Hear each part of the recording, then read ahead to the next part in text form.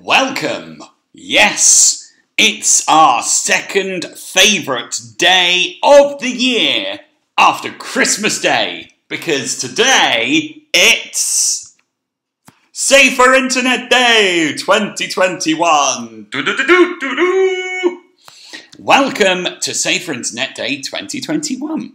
Some of you may be asking, well, what do you mean Safer Internet Day? What on earth that's about?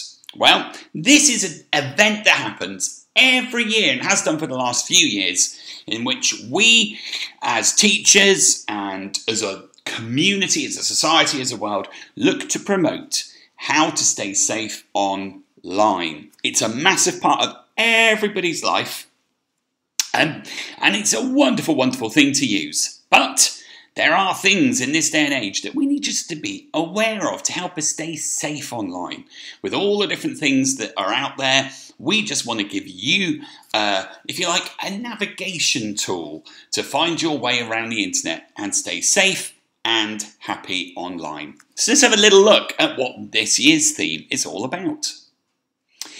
Well, it's called An Internet We Trust. You can see that word in blue there. Yes, absolutely. And we're looking to about exploring reliability in the online world. So, well, what does all this mean?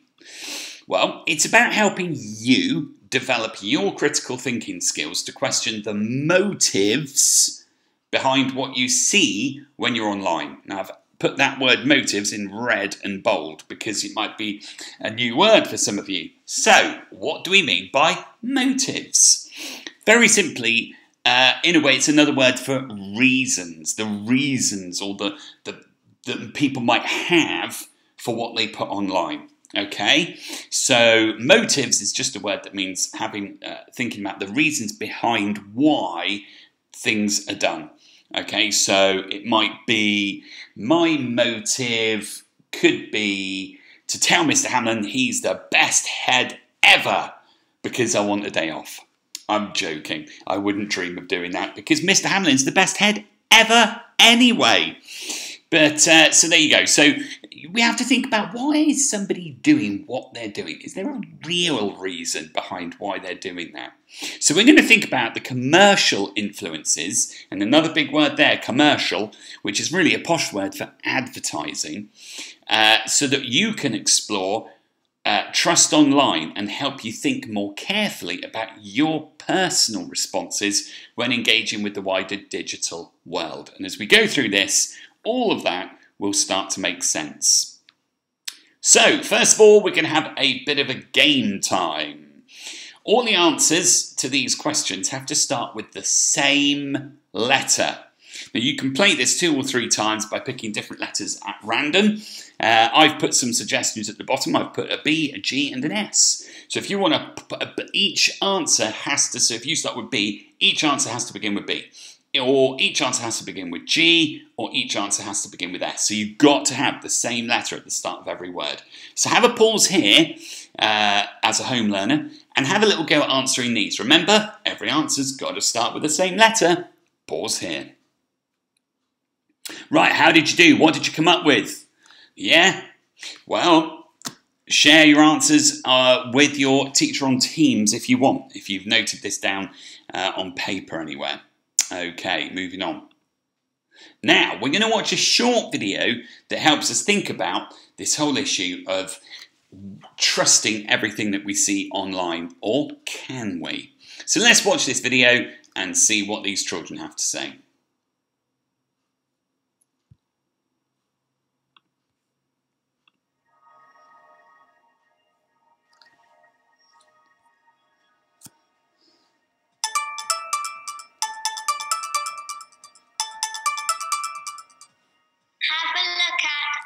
Video about meerkats.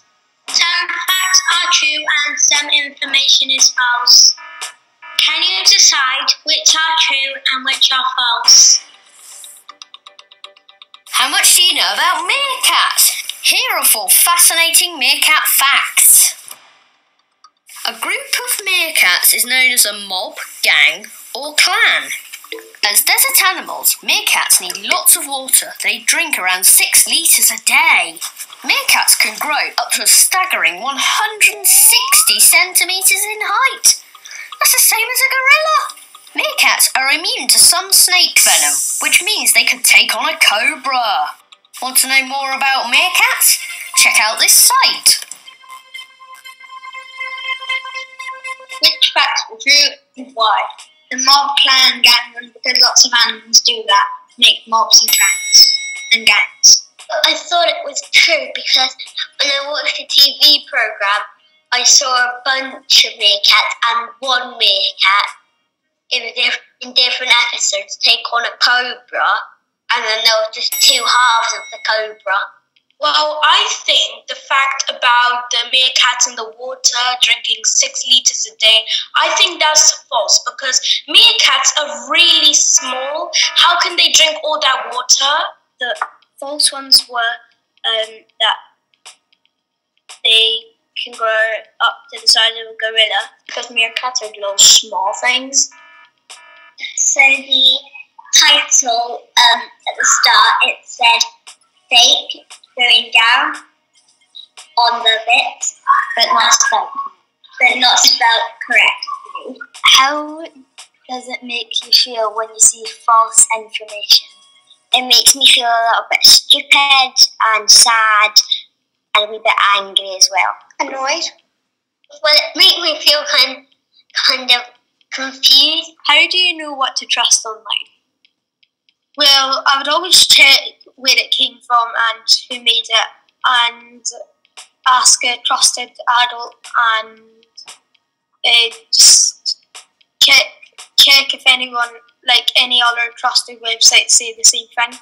If you really want to trust it, you might want to go and ask like an adult or something. If something seems too good to be true, then normally it is. I keep checking and checking and checking again to see if it's true, because not everything you see on the internet will be true. There we go.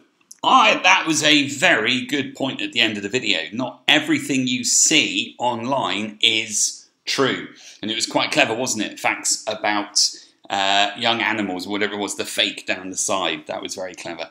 So there was some true information in that video about meerkats, but there was also some false information. Now that was probably a bit obvious, some of that about the meerkats, but sometimes when we're online and we read something, we tend to be quite trusting. And actually, we always need to have our antennas up to detect, is this right or not? So what we're going to do is we're going to have a few examples of things that can pop up while you're online, or messages that might come through on your phone or in your email or whatever it is. So we're going to go through these things, and we need to think about how it makes us feel and whether we trust it or do we need to check it. Okay, so let's have a little look at this one here. It says, today is Friday the 13th. Unlucky for some. Let's turn this into a good day. Send this message to 5 friends to get good luck all weekend. Don't ignore it. You'll be cursed for bad luck for 10 years. Don't break the chain. Whoa, how does that make you feel? I know what it makes me feel. Angry. Because that's a pile of twaddle. Absolutely ridiculous. You might feel a bit shocked by that. But can we trust that? Do you think we need to check it? Well, I think straight away, we definitely don't trust it. And actually, it says it can be worrying if we receive a chain message. It's important to remember that these are not true. They're absolute false, fake, nonsense lies. However, if you are worried by what you've read or seen, it's always good to talk to a grown-up or adult that you trust. It's best never to share these. Or pass it on, as this might just cause other people to worry as well. So we know that's definitely a do not trust, and that's just twaddly nonsense. What about this one? Headline here, scientists reveal plan to build giant freezer to prevent global warming. What does this make us feel? I think my reaction to that is probably a bit curious. I don't think it makes me angry. It doesn't really make me happy or shocked. Possibly a bit confused, because it's like, how are they going to build a giant freezer? This one is definitely not to be trusted, But also, it's definitely something to check because we do talk a lot about global warming and climate change. And so when you see a headline with a picture of big icebergs everywhere, it is the sort of thing that you think, well, I wonder if that is true. So it is definitely something that you would need to check out further. Now, this example looks like it could be a joke. People usually share jokes to make people laugh, but they can tend to be very exaggerated and they can be sarcastic, which is saying one thing but meaning the opposite. And it might even be trying to make fun of something or someone. It's important to read past the headline and look at who it is written by. And have anybody noticed that this? It was posted by a Joker. And if you're very careful, I wonder if any of you spotted the date on this. What's the 4th month of the year? April. And what's the date there? The 1st of April. So, yeah, you guessed it. It's definitely a joke because it's the 1st of April and it's been posted by Joker. A joker. Hilarious. But sometimes it's worth exploring these things and just checking it out. Could it be real? Could it be? I mean, this is an obvious joke because of the clues in all of the date and the name. But sometimes there are headlines that we think, well, I wonder if that is possibly true. So we do definitely need to always check certain things. Right, let's move on to the next one. Oh, it's one of these pop-ups. Everyone's a winner. It says, enter your email and click to spin to find out what prize you've won. Look at this, look, a holiday, an iPhone, a car, money. Yeah, click to spin. And I mean, to be honest, any one of those would be a great prize. But, what does it make you feel? Especially when it says enter your email into here. That would definitely be something that might make people curious. We might be happy when we see the prizes, but then we have to think again when they ask us about wanting to have our email. So it might make you feel a bit curious. So do we trust it? Probably not. Do we need to check it? Probably we do. But most of the time, I would just, anything like this, dismiss it straight away. As it says here, it can be really tempting to enter competitions online, especially if they offer, like for children, like a PS5 or the latest Xbox. And sometimes they are genuine, okay? And you can win some prizes. But more often than not, it's probably good for you to think to yourself that if something seems too good to be true online, it probably isn't true. And this also could be an example of what's called phishing, and that's not a spelling mistake. I haven't left off the F.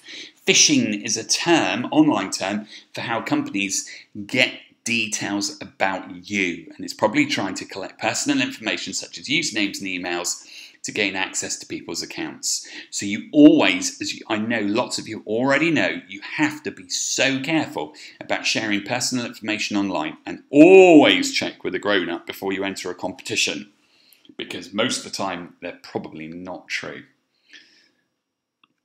Right, now this one is a conversation between two gamers who have been playing online. They've never met, they're just having chat online, and this is what they've said. So this one says, "Can't believe we've been playing together for a whole year. Whoa." And then you reply, well, not you literally on the picture here, "No way, feels like I've known you forever." And then Green Thunder 2 says, "We should meet in person sometime to celebrate. Yay." What does this make you feel? I would think you're probably feeling slightly curious, maybe confused, but I think possibly worried, okay? Because I think somebody that you've never met saying, "Let's meet up in person," should ring some alarm bells. So do you trust it? I wouldn't. Do you need to check it out? Definitely you should, okay? Because you know so well that you must never be meeting up with people that you've met online that you've never met before, okay? So make sure you always keep your personal information safe online. If a stranger online asks to meet up or for any personal information about you or for pictures or video, it's really important not to share any of these and tell an adult that you trust straight away. And I've underlined that in, well, I've put it in orange, but yeah, that's so important, okay? So the grown-up that you're going to speak to needs to be someone you can trust. It could be your teacher, your parent, your guardian, whoever looks after you. and they can help you and make sure that the correct action is taken, and probably blocking them so they can't contact you again is the best thing to do, okay? Because meeting up is not a good idea. However, you know, you might think, oh yeah, but we get on really well when we're typing to each other. It's great. No, no, no, no, no. If it's somebody that you already know, because it's a buddy from school that you're playing with, and they say, oh, can't wait to see you at school tomorrow, then, and you know who it is, it's clearly not a problem. But when it's a complete stranger, you know the rules. You know what to do, gang. Okay. Now, you need to be internet detectives whenever you're online, because what you should be doing are these things here. You should always question the things that you're looking at, okay? You know, whenever you're reading an article, if you're not sure of the source of it, okay, question stuff. If you read a news article that said, I can't think of an example now, but we live in an era of what we call fake news. You know, there's all sorts of headlines that aren't always true. So you do need to question things. Even on reputable news websites, it's not always guaranteed. Journalists don't get everything right all of the time, and sometimes their sources weren't necessarily the most reliable. So we always need to be cautious. Always check. We've just been doing that. Think about, you know, if you need to check something online or you're not sure about something, talk to somebody. Check offline. And this is the idea that says sometimes, you know what, and this is like it used to be in the old days before the internet existed. Go to a library, look in some encyclopedias or some books, see if you can find out in other ways, not just Googling it online. Because that's one of the things we do these days. We say, oh, well, I'll just Google it, see if that's true. Still no guarantee. So, you know what? A bit of old-fashioned hunting in the library can perhaps find the correct answers. And of course, never, ever, ever, ever be worried about asking for help. Please always know that if you've got yourself into a sticky situation or there is a problem, please always ask for help, because it is so important that you can, talk to a grown-up who you know you can trust. As one of us in school, TAs, Mr. Hamlin, Mrs. Sales, whoever it is, come talk to us, all right? Or someone in your home. Now, it's really important to question things online. Ask yourself, what is it trying to get me to do? What are the risks? Okay, and this is what we're going to be looking at in a minute. Being an internet detective will help you to become more aware and make sensible decisions on whether something is trustworthy online. But remember, just like in the game we played today, we also need to think about what we see online, what it makes us feel. So if you do, you know what, there's that phrase we have called our gut reaction. Trust your gut reaction. If your first sense is a sense of, like, your tingly spider sense, you know, like Spider-Man, he gets the tingles, spidey sense. Well, that's what we've got inside us. We've got the spidey sense. We've got that sense of, no, it doesn't feel right. So if that's your first reaction, trust it, because it's probably true. You can trust yourself sometimes. Okay. Right then.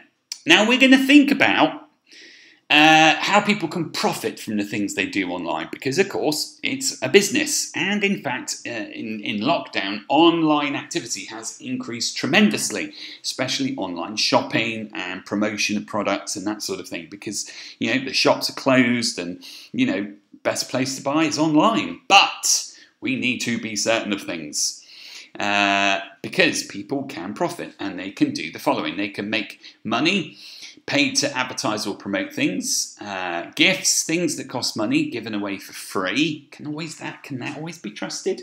Might be a catch. And then, of course, always asking you to like, view, or subscribe, especially on YouTube. People are like, please subscribe to my channel. And that's not in itself wrong. But of course, you do give away certain details when you subscribe online. So again, you need to check.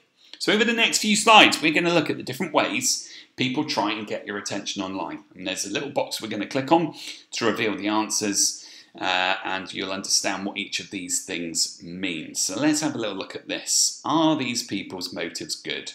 So, videos that are all about unboxing, and that's where a video, someone unpacks a parcel on camera. So if somebody's just bought the latest iPhone, they would make a video of them unpacking it and showing what it's like. And they can be really, really good, helpful videos, because if you're looking into buying something for the first time, watching somebody unpack it and talk about it can actually be very, very helpful.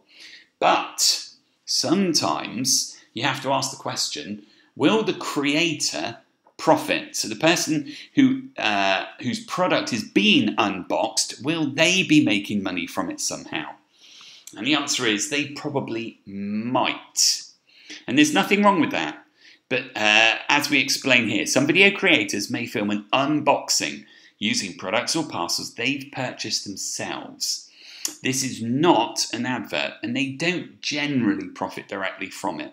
However, some creators may be given items for free or paid to film an unboxing style video in return for viewing the product favourably. That means for basically, saying, oh, it's the best thing ever, yeah, brilliant. And ultimately, this is an advert, and it has to be disclosed to the audience, okay? So if that's the case, and they have been given the product, and they are giving it a favourable review, and they've been told to do that, that's by law an advert, and they have to disclose that, or else they are breaking the rules. All right, but there's lots of people online who do unboxing, and it is their personal review, and they're not tied into saying whether they think it's good or bad. They will just give you their honest opinion. So just always be aware, unboxing videos can be fantastic because they do give you a good insight to a new product. It could be the unboxing of a new PS5 or whatever. But you do need to make sure that if it's an advert that they have announced that. So if they seem a little bit too keen on a product, and it seems a bit like, it looks like when you watch it, it doesn't look that good, that product, but they go on about how great it is, could be that they've been paid to do it. So always be aware, unboxing. Right, next one. Giveaway. This is a competition where a free prize can be won. So will the person who's made the prize make some money? Well, they definitely might. So what's the issue here? Well, some creators run an independent giveaway where they pay for or source the prize themselves. Okay, so that's somebody who just thinks, right, I'm going to run a competition, I'm going to give this away just to boost their own channel or their own presence on the internet. It could gain them subscribers, it could get them likes, or it could get comments. And some creators may also be paid by a company to run a giveaway. And again, if they have been paid by a company to run a giveaway, they have to disclose this. They have to say, and it's then officially an advert. So there are strict rules out there, but some people may not be particularly honest about it. And so if they're doing a giveaway where the prize seems too good to be true, remember the phrase, it probably isn't true. So go with that gut instinct. So if somebody said, oh yeah, I'm going to give you, you can win a PS5 and 1 million games, you'd be like, what? 1 million games? Don't think so somehow. Right, collab. This is a bit of lingo, almost a bit of slang here, but it's actually short for this word here, collaboration. And this is where 2 or more people or companies work together. So will the creator profit? Yeah, they probably might. And there's no problem with 2 companies wanting to collaborate or work together. But they may collaborate because they are friends or make similar content and do not directly profit. However, some creators may use the term collab to describe a partnership, sponsorship, or other paid opportunity with a company. Therefore, again, could be an advert, and it needs to be told to the audience. So again, all of these things that we're talking about are perfectly good and okay in themselves, but you must just think about, is there what's the motive? Remember that red word from the beginning of the video. What is the motive for them wanting to do it? Right, and finally, I think this is finally, oh, whoops, sorry, merchandise. Products available to buy connected with a popular personal brand. And will the creator profit? Full on yes for that one. Okay, full on yes. Let's have a little read. Many creators sell merchandise promoting their personal brand and earn additional money. Okay, merchandise, is nearly always sold to the audience with the intention of making a profit. And again, that's just business. There's no problem with that.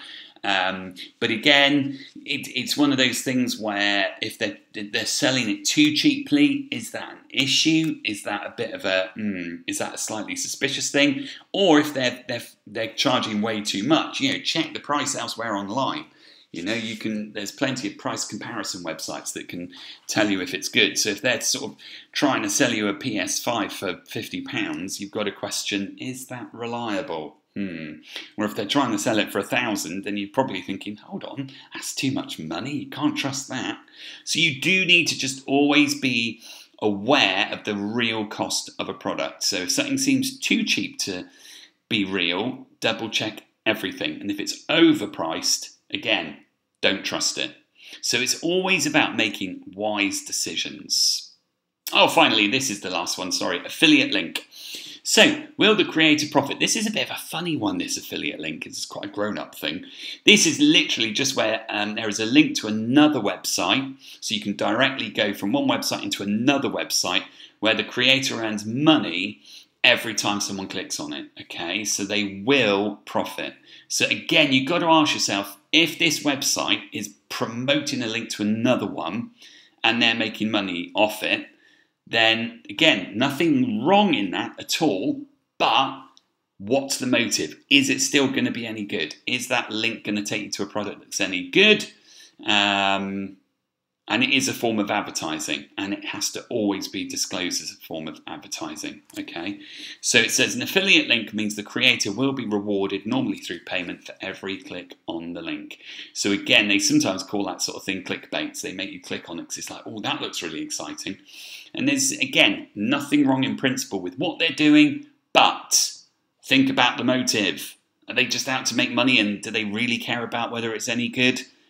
You've got to always question these things. Right then, all of that leads to this principle. People posting things like videos online must tell you if they've been paid to advertise or promote something. Okay, so it could be ad, gifted, sponsored content. It's the law. All right, so that is very, very, very important. But because it's on the internet, sometimes it's a bit hard to what we call police that rule, because people can sometimes do this and not get caught and they've done something wrong. But that's why you need to always be really aware. But the law is the law, and these content providers have to be really careful. So there could be more to your favourite YouTuber than you thought. So if you do love watching people on YouTube, always think about what's the motive, why they're doing what they're doing. Okay, so a motive is why someone does something, and why is your favourite YouTuber doing what they're doing? Are they looking to profit? Are they looking to make lots of money? Which in itself is not wrong, but you do need to don't just trust everything that is said online by them. So very quickly, we're going to click to reveal some answers. Think about the following ideas. Why would someone do this? Okay, why would someone post a video on YouTube? What is their motive? Well, for us at the moment as teachers, it's to help you learn. So we post videos on YouTube to help you learn. We get nothing for it because it's our job. But other people might do it to make people laugh. They might post funny videos. They might advertise a product to make money. And again, that's not wrong, but it's always about the motive. And share their opinion about something. But remember, opinions are things you can agree with and disagree with. So you don't have to agree with everything someone says. Okay, so have a little think about why would someone share a photo online? Have a little think here. What could be some of the reasons? What's their motive? Well, maybe to support an article or some information, because they want to sell something shown in the picture. So it could be like on Gumtree or eBay, you put photos there to show the product that you want to sell. Or, and this is probably the most popular one here, because they want their family or friends to see it. So we like to share photos with friends and family, but always be very careful what it is you're posting. Don't be posting you and a friend in a picture to other people if your friend doesn't know you're posting it. Okay, you do have to be very responsible when it comes to sharing pictures online. And obviously if they found something funny, okay, a bit like the YouTube, you want to do something because it makes people laugh, which, let's face it, we could all do with at times at the moment. Nothing like a good laugh. Now, Why would someone run a giveaway? What's their motive? Okay, well, I think we could definitely guess some of this. To maybe make some money, to make a profit. Again, it's business, it's not wrong, but always think about the motive.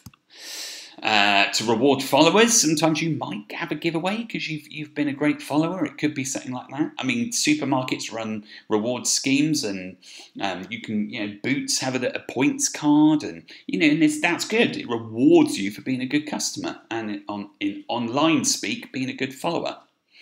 Maybe because they're being paid to advertise a product. Okay, so always be conscious of that. Maybe to get more likes or subscribers, because the more subscribers you get, the bigger reach you have on YouTube. So there's real benefits to having more subscribers when you're on YouTube. Or to celebrate a big achievement, okay? So again, nothing wrong with running a giveaway, but always, always, always think about the motive. So when you see something online, think these 4 things. Where has this come from? Who created or shared it? What do they want me to do? And will they gain anything? Da, da, da, da, da, da. Right, this is for just year 5 and 6. If you are year 3 and 4 and you're watching this at home, don't worry about this page. This is a year 5-6 activity. So pause here if you are year 5-6. And you're going to basically put your skills to the test. What's the motive? So we've just been talking about motives. Have a little look here. This is an unboxing of some merch designs. So you need to think about where's this come from, who created it, who created it or shared it, which would be this Maddie. She must be Maddie. What do they want you to do? Will they gain anything? All right, so there's a sheet online, there's a sheet on your Teams page that you can download with some more examples of this. There's 3 other examples, and it's just an opportunity for you to analyse it and answer these same questions, okay? So you can just download the page. If you can print it off, great. If you can't, don't worry, just number them 1 to 3 and answer those 4 questions about each thing. So give each one a title. If you can't print it out, just look at the picture and give it a little title and then answer the 4 questions about it. Okay, and that's you done year 5 and 6. So if you're watching this video and you're in year 5 and 6, you're basically, you can skip through this next little bit of the video because this is the activity for just year 3 and 4, and you guys are going to be making a poster. Okay, and I want you to design a poster to help other children about being careful online and not clicking on the wrong adverts. I want you to see if you can find a way of helping children to understand what we must be careful online if we see adverts or people using exciting images for a competition that asks for personal details, e.g. email. Okay, so just think about some of the things that you've already learned from today's video. Skim back through, make a note of those different types of hooks that people use to get you online. And just make a little poster, have a bit of fun with it, be creative. And if you just want to do a general e-safety poster about how to stay safe online, you are more than welcome. So, in conclusion, talk to a grown-up for help and support. Your parents, your teachers, teaching assistant, your grandparents, aunties, uncles. The people you can trust. And there's plenty of people out there who you can trust. Okay? There's lots of information when you go online. Some is true and some is not. Use the advice from this, I shouldn't say assembly, but this presentation to help you decide and to make sure you keep yourself and others safe when you're online. And that is the end. Look out, duck. Boof. Oh, fell off his horse. So thanks for watching. I know it's been long, but hopefully you've learned something from there, all about helping you make good choices when you're online. Okay, all the best. See you later.